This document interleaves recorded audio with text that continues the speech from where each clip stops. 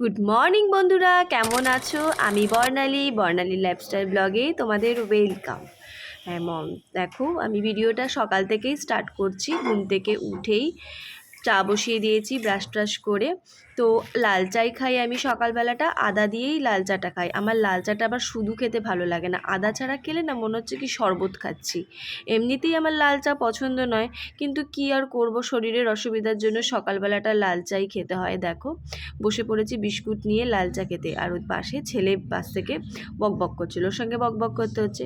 তারপরে বিছনা টিছনা তুলে বেড টেড ক্লিন করে নিয়েছি। দেখো আর সেদিনকার একটু ঠান্ডা ঠান্ডা হালকা হালকা ওয়েদার ছিল বলে ওই গায়ে একটু চাদর দিতে হয়, চাদর টাদরগুলো সব বেড টেড ক্লিন করে নিয়েছি। এই যে ছেলে এসেছে, ও বলছে মা আমার খিদে পেয়েছে, গরম লাগছে। এদিকে ঠান্ডা ওয়েদার ছিল, ওদিকে বলছে গরম লাগছে।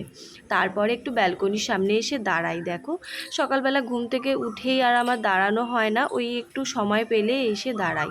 আর জামা কাপড় মেলা থাকে বলে আমার ব্যালকনিটা পুরো মানে ভর্তি হয়ে থাকে, দাঁড়াবারও জায়গা থাকে না। ফ্ল্যাটে তো আমি মানে ব্যালকনিতেই জামা কাপড় মেলতে হয়। আর সেদিনকার ওয়েদারটা একটু মেঘলা মেঘলা ওয়েদার ছিল, আবার রোদও উঠছিল, তো এই হালকা ঠান্ডা হাওয়াও দিচ্ছিল, সেজন্য এসে দাঁড়ালাম, ভালোই লাগছিল দাঁড়াতে। তারপরে দেখো তোমাদের সঙ্গে একটা রান্না শেয়ার করি, চলো। কুমড়ো কাটছি, দেখতে পাচ্ছ? হ্যাঁ, কুমড়ো দিয়ে ইলিশ মাছের মাথা দিয়ে কুমড়োর ঘন্ট করব। ওটাকে ঘন্ট বলে বা ঘ্যাট বলে, আমরা ঘন্টই বলি। এই রান্নাটা না আমি সেকেন্ডবার করছি, এই রান্নাটা খুব ভালো লাগে খেতে। আমার শ্বশুরবাড়িতে এই রান্নাটা খুব একটা হয় না, বাপের বাড়িতেই হয়। তো ইলিশ মাছের মাথা ছিল, মা বলল কি, মাকে ফোন করে জিজ্ঞেস করলাম কী করবো বলো, তখন বললো মা বললো কুমড়ো দিয়ে কর। তখন কুমড়ো দিয়ে দেখো কুমড়োগুলোকে গোল গোল করে কেটে নিয়েছি। তারপরে ইলিশ মাছের মাথাগুলোকে ভেজে নিলাম কড়াইতে তেল দিয়ে, এক এক করে ভেজে মাথাগুলোকে তুলে নিচ্ছি। তারপরে আবার কড়াইতে তেল দিতে হবে, সর্ষের তেল দিয়েই করতে হবে এটা। তারপরে কালো জিরে ফোড়ন দিতে হবে, কালো জিরে ফোড়ন দিয়ে একটু হালকা ভেজে নিয়ে কুমড়োগুলোকে ছেড়ে দেব।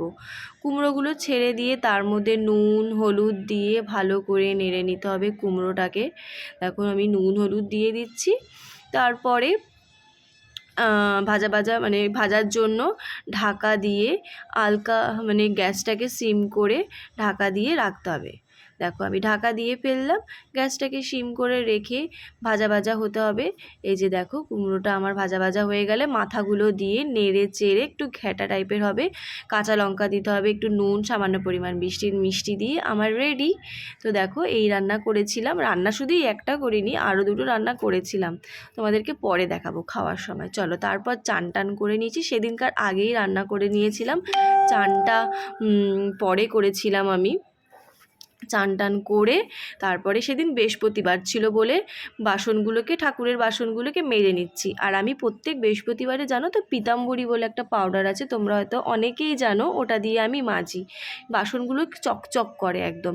প্রত্যেক দিন পিতাম্বরী পাউডার দিয়ে আমার মাজা হয়ে ওঠে না, ওই এত তাড়াহুড়ো থাকে আর তখন আর হয় না। বৃহস্পতিবারটা আমি মাজিই, যেমন কোনো সময় সুযোগ পেলে মেজে নিই। তারপরে বাসনগুলোকে মেজে ধুয়ে নিচ্ছি।